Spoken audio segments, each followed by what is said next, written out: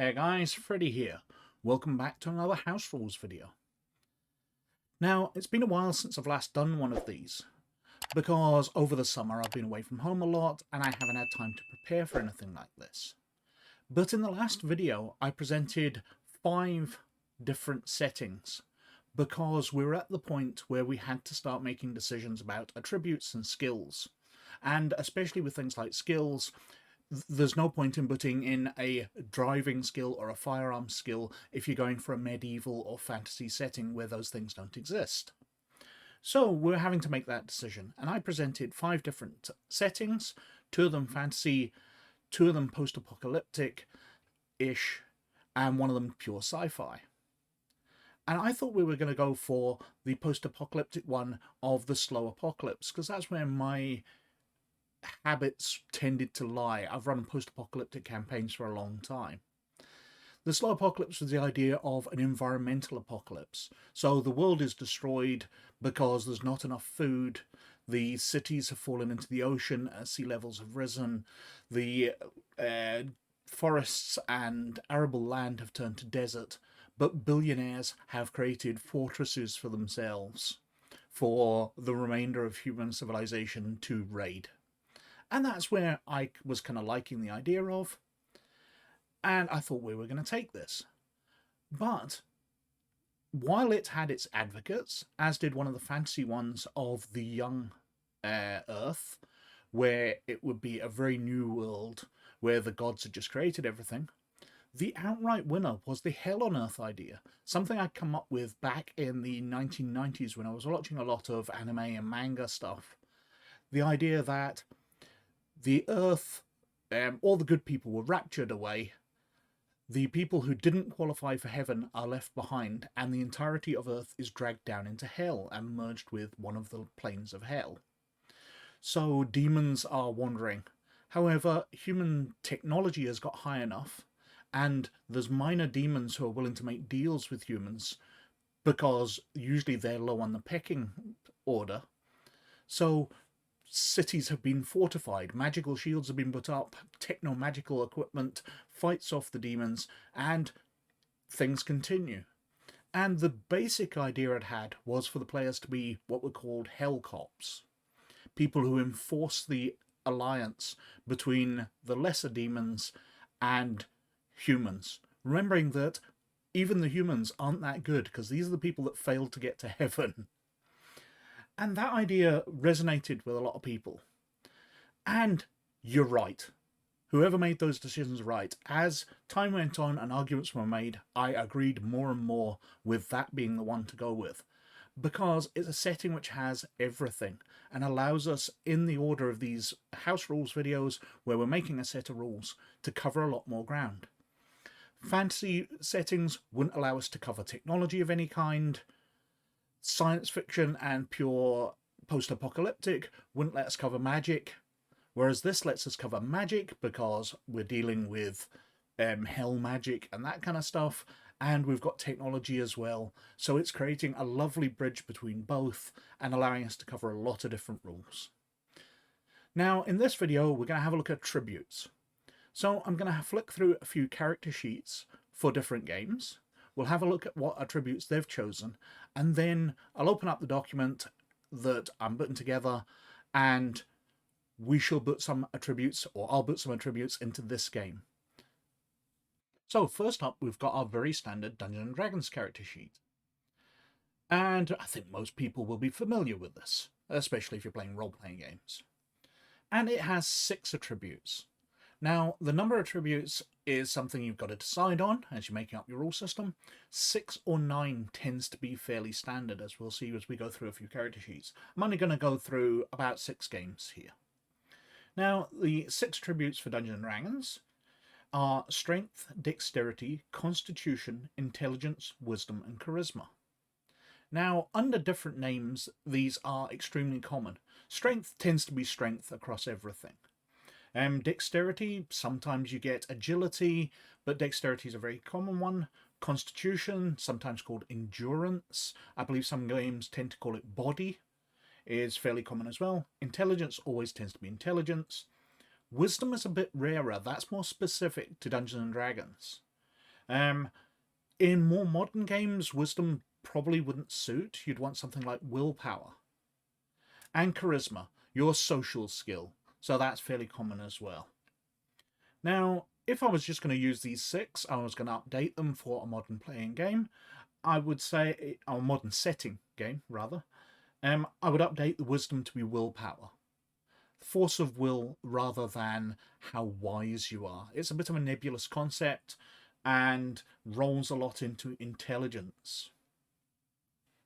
Next up, we've got a World of Darkness character sheet. This is Vampire. I think it's one of the more modern versions, this character sheet, because I don't recognise from 1st and 2nd edition and Werewolf where some of these attributes come from. Now, the World of Darkness uses 9 attributes, 3 sets of 3.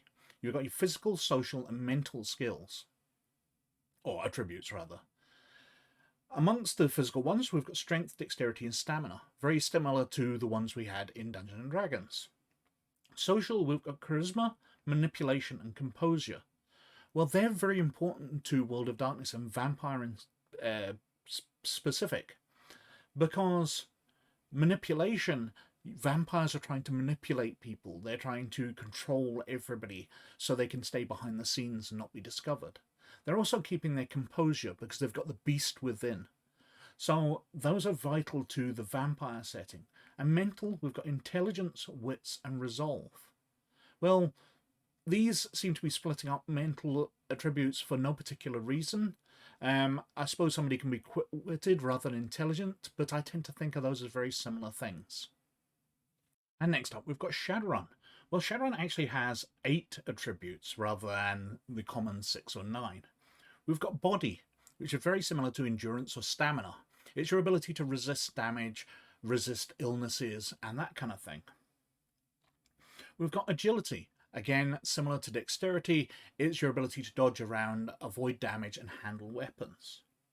We've got Reaction, which is how fast you react in combat. We've got Strength, physical strength, the same as the previous games we've looked at. Willpower, then Logic, Intuition, and Charisma. Well, willpower is your force of will, your ability to resist magic and things changing your mind. Logic is your calculation ability, very much like intelligence. Intuition is your ability to guess things and work things out quickly. And charisma is your charisma and your social skills. So Shadowrun splits things up into its setting because it's a very magical setting as well. So we've got logic, intuition, and charisma, which are based around the way you manipulate magic. If you're controlling spirits, you need charisma.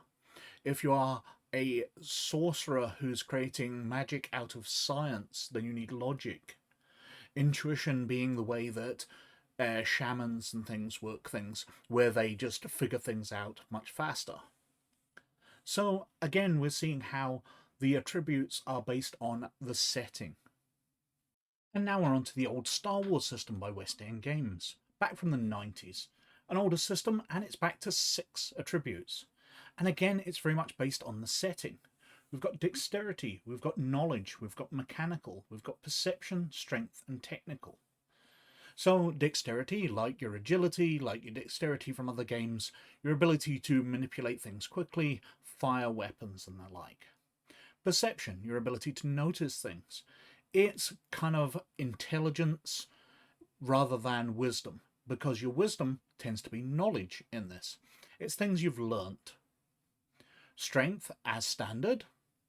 Mechanical and technical are very specific to Star Wars. You know, Luke Skywalker and Han Solo are brilliant pilots. They're good at mechanical things. They're good at flying ships, flying speeders, shooting weapons, starship weapons, and the like. Whereas R2-D2 is a technician. He fixes things, so he's got high technical. And that's the difference in those scientific attributes, splitting those up. Now, the problem I find with it is there is no intelligence. While perception covers noticing things, it's also figuring things out. So investigation and things tend to come off your perception. But there's no pure intelligence attribute. there's also lacking in other areas. There's gaps in the Star Wars system where you might want people to make social skills, and the social skill roles tend to come off things like interrogation is a knowledge skill, so you know how to interrogate somebody, whereas getting a low price, bargaining, is a perception skill because you notice that they're trying to change the prices on you. It really seems to be stretching the point a bit, and I would have preferred to be a proper charisma type attribute in here. And so we come to the Star Trek Adventures role-playing game, our more modern game. And it comes back to 6 attributes as well. We've got control, fitness, presence, daring, insight, and reason. Now these are more storytelling based attributes, where you're trying to suit them in, than rather actually defining a thing about your character.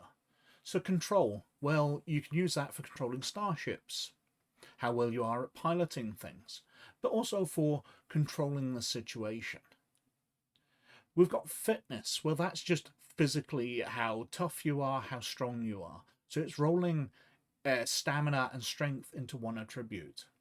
We've got presence, which is your charisma, how much you can control a situation verbally with your physical presence, how much people will pay attention to you.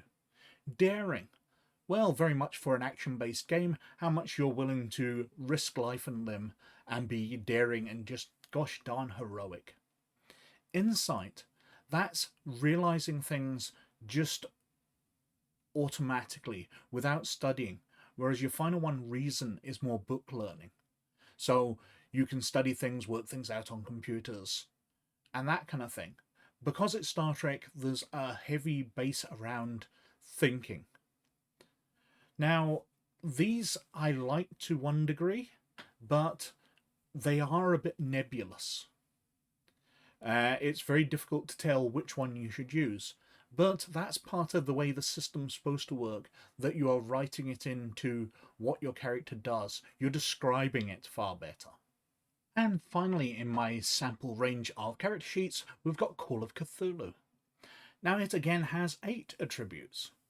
We've got the strength, we've got dexterity, both of which very standard. We've got power, which is your ability to cast magic and control spirits and the mythos creatures you come up against. We've got constitution, so like endurance, like stamina, it's your ability to resist damage, to resist illnesses, plagues, etc. We've got appearance instead of charisma. We've got education instead of wisdom type. We've got size, which is different to constitution, as it can be used to resist damage and the like, but you having a high size but a low constitution would insinuate that you are perhaps overweight. You're a larger person, but just not terribly physically fit. And then we've got intelligence, so your ability to think of things. So how does that relate to this rule system I'm putting together, this game? Well, I've opened up the Google document, which I've written up the resolution system in. I said in a previous video I'd share it in the notes down below, which I totally forgot to do. We'll see if I remember this time. If I do, it'll be in the description down below. But I've added a section for attributes. Now, I prefer 9 attributes. It especially works with the way these rules I'm pulling together here work, where you're adding a skill to an attribute. So having more attributes gives you more options. So things like interrogation. You could combine a charisma skill, so you're trying to wheedle something out of them. If you're having willpower, you can be using force of will, or you can be beating the hell out of them using your strength. So I like lots of combinations there. So going with 9. Now, starting up, we shall start up with the most common. We will go with strength, if I can spell it right. So, your ability to hit things hard, ability to smash down a door and get into where the action is. Strength's always going to be a very common one, can combine with a lot of skills. I'm also going to go with agility. So, if you are brawling, you can be using your strength to punch somebody hard, or you can be using your agility to dance around them, to get out of the way of their hits and get quick blows in, smashing them in the kidneys and that, rather than just brute force punching them and beating them into oblivion. Now, I like to split it as well into dexterity and agility.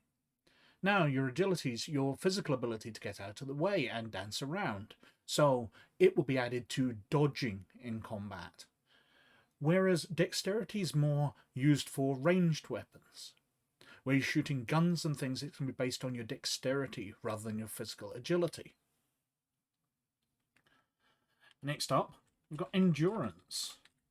So, like stamina and that in other games, it's your ability to resist damage, to resist illnesses, to resist torture to a degree, if that's the way you're going to be describing it. I'm going to go with intelligence. Your ability to figure things out, how smart you are, ability to use computers, things like that. Now, I like splitting it off for a modern setting into education as well. So, intelligence is how smart somebody is, how quickly they can figure things out.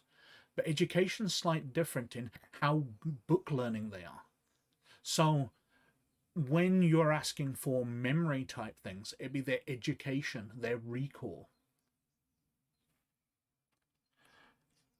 And then we're on to the mental type skills, the social ones. So, charisma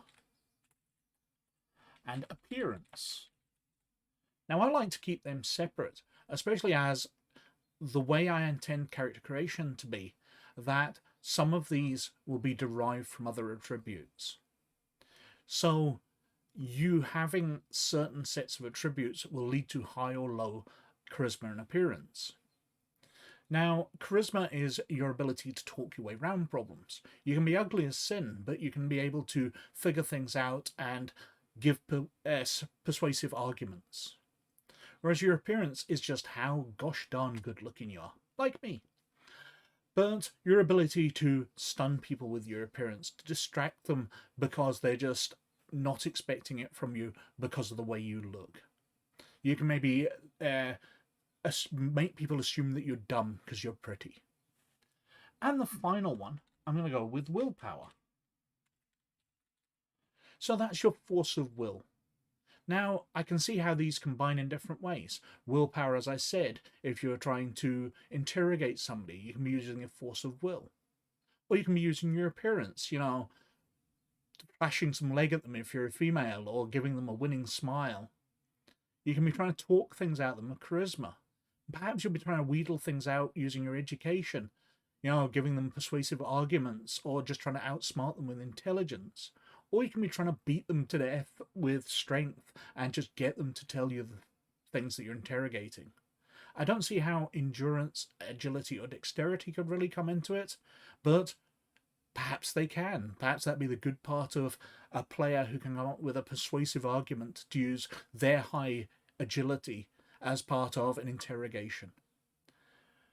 Now, these obviously don't cover all circumstances, but I like the way these work together, especially as I intend the final three, as I said, to be derived from the others. But when we come to character creation sections, I'll go more onto that. Now, the next step will be skills, but I think I've whittled on for quite long enough in this video. So, thank you very, very much for watching, as always, but most of all, you look after yourselves, and I'll catch you later. Bye now.